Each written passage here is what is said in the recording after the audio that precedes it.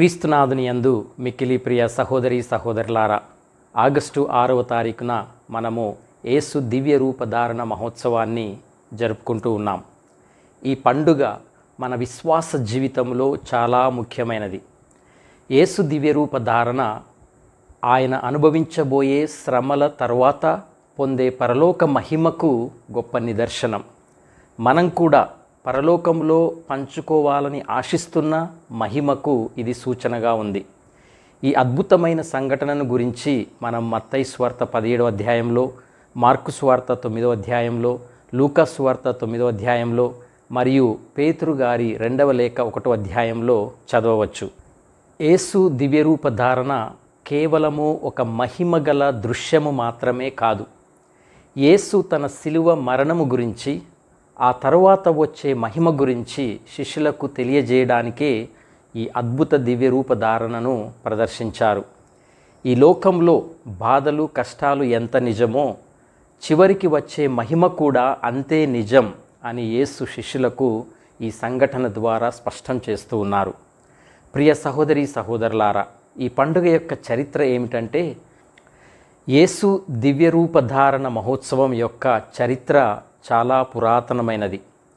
ఒకప్పుడు అన్యమత దేవతల పండుగలకు బదులుగా క్రైస్తవులైన ప్రజలు ఈ పండుగను జరుపుకోవటం మొదలుపెట్టారు. యేసు దివ్యరూపధారణ జరిగిన ప్రదేశమైన తబోరు పర్వతంపై ఈ పండుగ మొదట ప్రారంభమైంది. 4వ శతాబ్దము నుండి యెరూషలేములోని క్రైస్తవులు తబోరు పర్వతంపై ఒక దేవాలయాన్ని నిర్మించి అక్కడ ఈ సంఘటనను గుర్తు చేసుకుంటూ పండుగ నిర్వహించేవారు. తూర్పు ఆర్థోడాక్స్ సంఘంలో ఈ పండుగకు చాలా ప్రాముఖ్యత ఉంది. 6వ శతాబ్దము నుండి ఈ పండుగను ఆగస్టు 6వ తేదీన జరుపుకోవటం ఒక సంప్రదాయంగా మారింది.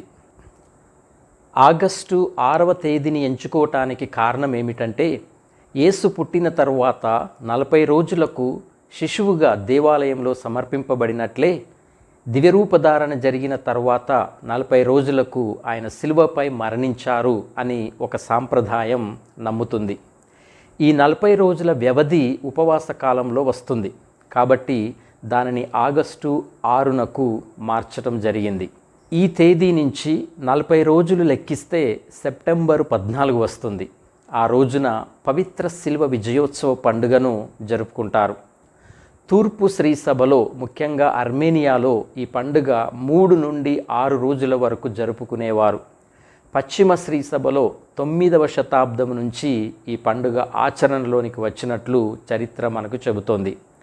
రోమన్ కథోలిక సంఘంలో ఈ పండుగ ప్రవేశం నెమ్మదిగా జరిగింది. చాలా శతాబ్దాల పాటు ఇది కేవలము తూర్పు సంఘాలకే పరిమితమైంది.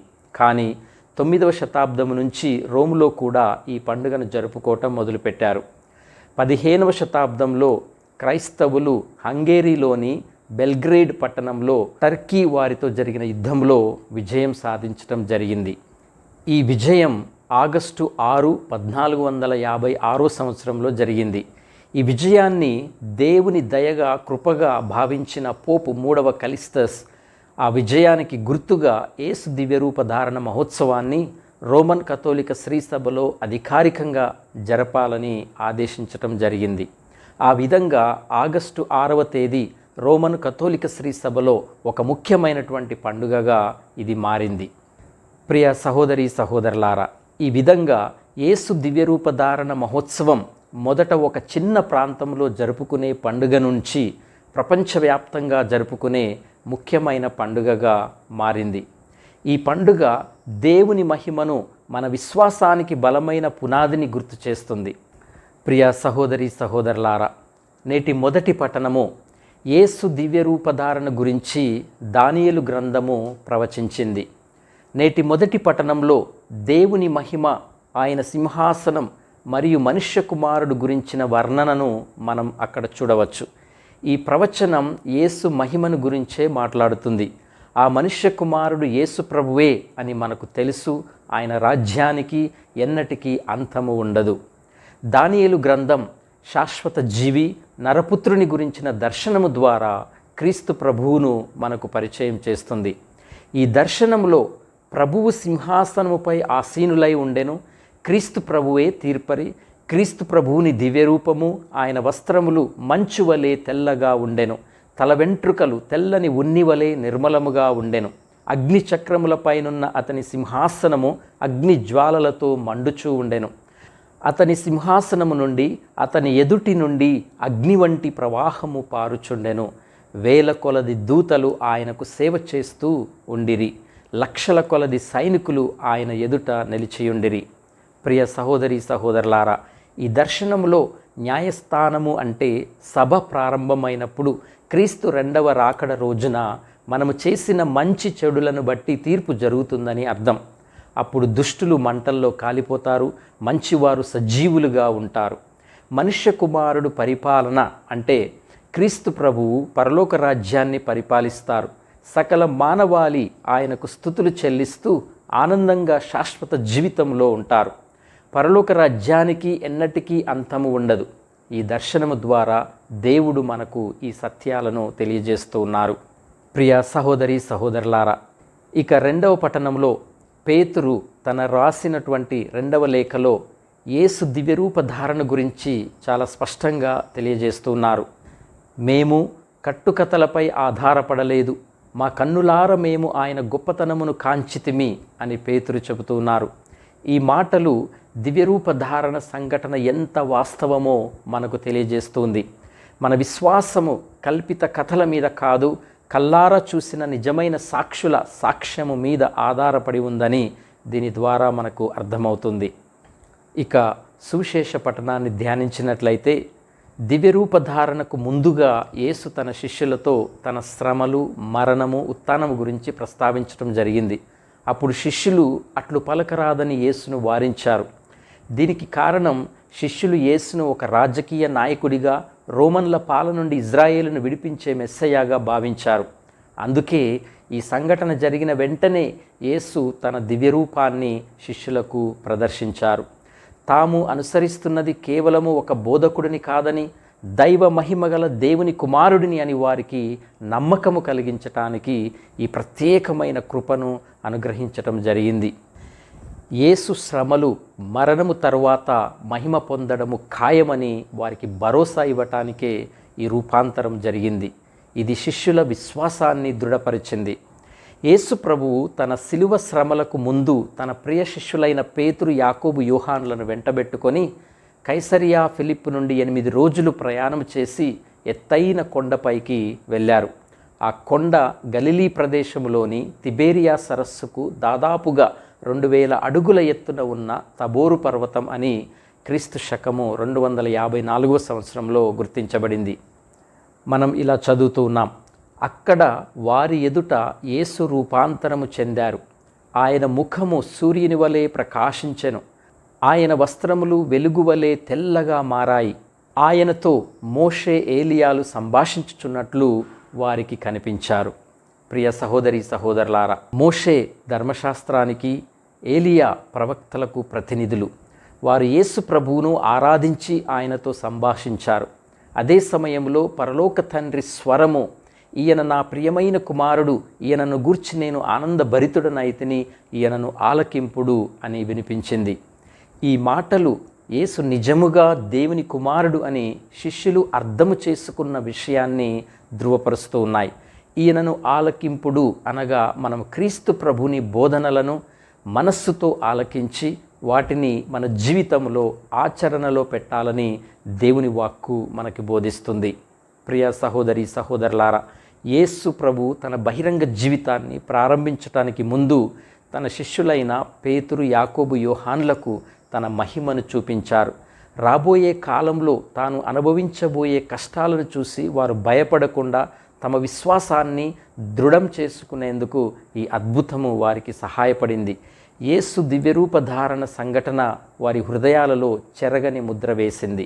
ఇక ప్రియ సహోదరి సహోదరులారా, దివ్యరూప ధారణలో దాగి ఉన్న పరమార్థం ఏమిటంటే, దివ్యరూప ధారణలో ఉన్న అంతరార్థము చాలా లోతైంది. శిష్యులు ఇప్పటి వరకు యేసును ఒక బోధకునిగా, నాయకునిగా, రక్షకునిగా, మెస్సయ్యగా మాత్రమే భావించారు. ఈ సంఘటన ద్వారా యేసు తన నిజస్వరూపాన్ని వారికి వెల్లడి చేశారు. దీనివల్ల శిష్యుల విశ్వాసము మరింత దృఢపడింది. ప్రభువులోని దైవత్వాన్ని చూసి వారు బలపడ్డారు. తండ్రి తనకు అప్పగించిన పనిని తాను నెరవేరుస్తున్నానని ఈ సంఘటన ద్వారా యేసు నిరూపించారు. అలాగే మోషే, ఏలియాలతో మాట్లాడటం ద్వారా తాను ధర్మశాస్త్రాన్ని, ప్రవక్తల బోధనలను రద్దు చేయటానికి కాకుండా వాటిని సంపూర్ణము చేయటానికి వచ్చానని యేసు తెలియజేస్తున్నారు. యేసు దివ్యరూప ధారణ పరలోకము గురించిన ఒక రహస్యాన్ని మనకు వెల్లడి చేస్తుంది. పరలోకం అంటే ఏదో ఒక స్థలము కాదు, అది ఒక వ్యక్తి అని, ఆ వ్యక్తి యేసుక్రీస్తు అని ఇది తెలియజేస్తుంది. యేసు ప్రభువే ఆ దైవరాజ్యం, త్రిత్వంలో ఉన్న దేవుడే ఆ పరలోక రాజ్యం అంటే నిత్య జీవం. ప్రియ సహోదరి సహోదరులారా, యేసు దివ్యరూప ధారణ ఆయన ప్రార్థనా జీవితానికి గొప్ప ఉదాహరణ. ప్రార్థన అనేది తండ్రికి కుమారుడికి మధ్య ఉన్న అనుబంధాన్ని చూపిస్తుంది. ప్రభువు చేసిన సేవ అంతా కూడా ఆయన ప్రార్థన ఫలితమే. ప్రియ సహోదరి సహోదరులారా, యేసు దివ్యరూప ధారణ మనకు ఒక గొప్ప సందేశాన్ని ఇస్తుంది. ఈ లోకంలో మనం ఎదుర్కొనే కష్టాలు, శ్రమలు శాశ్వతము కావు. సిలువ తరువాత పునరుత్థానం, బాధల తరువాత మహిమ తప్పకుండా ఉంటాయి. మన జీవితంలో చీకటి సమయాలు వచ్చినప్పుడు యేసు దివ్యరూప ధారణను మనము గుర్తుంచుకోవాలి. కొండపై వెలుగు చూసిన శిష్యులలాగే మన జీవితాల్లో కూడా ఒక వెలుగు ఉంటుంది. అదే క్రీస్తు వెలుగు అని మనం గ్రహించాలి, నమ్మాలి, విశ్వసించాలి. ప్రియ సహోదరి సహోదరులారా, దివ్యరూప ధారణ నుండి మనము నేర్చుకోవాల్సిన కొన్ని పాఠాలు. మొదటిగా శిష్యుల భయము మరియు వారి అపార్థము నుండి మనం నేర్చుకోవాలి ఒక గొప్ప పాఠాన్ని. యేసు మహిమను కల్లారా చూసిన తర్వాత కూడా శిష్యులు భయము, గందరగోళము మరియు అపార్థముతో ఉండిపోయారు. పేతురు అంటున్నాడు, ప్రభు, మనం ఇచ్చట ఉండుట మంచిది, 3 గుడారాలను నిర్మింతుము అని పలకటం వారి ఆశ్చర్యానికి, భయానికి స్పష్టమైన నిదర్శనం. దేవుని మహిమను చూసిన తర్వాత కూడా వారిలో ఉన్న మానవ బలహీనత, భయము కారణంగా యేసు యొక్క రాబోయే శిలువ శ్రమల గురించి వారు అర్థం చేసుకోలేకపోయారు. ఈ సంఘటన మన జీవితంలో కూడా గొప్ప ఆధ్యాత్మిక అనుభవాలు పొందినప్పటికీ కొన్నిసార్లు మనం దేవుని సంకల్పాన్ని పూర్తిగా అర్థం చేసుకోలేమని ఈ సంఘటన మనకు గుర్తుకు చేస్తుంది. ఇక రెండవ పాఠము మనం నేర్చుకోవాల్సింది ప్రార్థన యొక్క ప్రాముఖ్యత. యేసు దివ్యరూప ధారణ కేవలము ఒక గొప్ప దృశ్యము మాత్రమే కాదు, అది ప్రార్థన యొక్క శక్తికి గొప్ప ఉదాహరణ. యేసు ప్రార్థనలో నిమగ్నమై ఉన్నప్పుడే ఆయన ముఖము సూర్యుని వలె ప్రకాశించింది, వస్త్రాలు వెలుగుగా మారాయి. ఇది కేవలము యేసుకే పరిమితం కాదు. మన జీవితంలో కూడా ప్రార్థన ఇలాంటి రూపాంతరాన్ని తీసుకొని రాగలదు.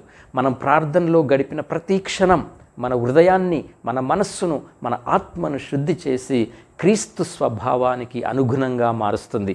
మన ప్రార్థనా జీవితము ఎంత లోతుగా ఉంటే దేవుని మహిమను, ఆయన ఉనికిని మనము అంత ఎక్కువగా అనుభవించగలం.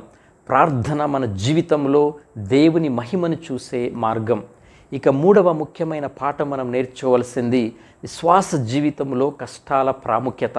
యేసు దివ్యరూప ధారణ తరువాత కొండ దిగి వచ్చినప్పుడు అక్కడ ఒక దెయ్యం పట్టిన బాలుడిని శిష్యులు స్వస్థపరచలేకపోయారు.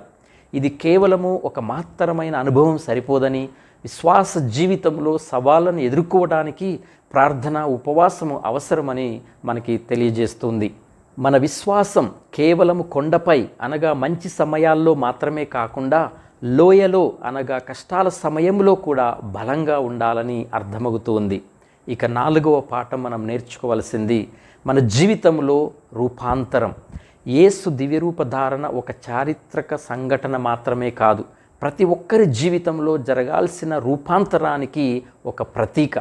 మనము కూడా ప్రార్థన, దేవుని వాక్యం ద్వారా క్రీస్తులా మారటానికి ప్రయత్నించాలి. మన పాపపు లోక సంబంధమైన ఆలోచనల నుండి దేవుని మహిమతో నిండిన జీవితానికి మనము రూపాంతరం చెందాలి. ప్రియ సహోదరి సహోదరులారా, ఈ పండుగ మనందరినీ ఆత్మవిశ్వాసంతో, ధైర్యంతో ముందుకు సాగేలా ప్రోత్సహించునుగాక. దేవుడు మిమ్ము దీవించునుగాక. ఆమెన్.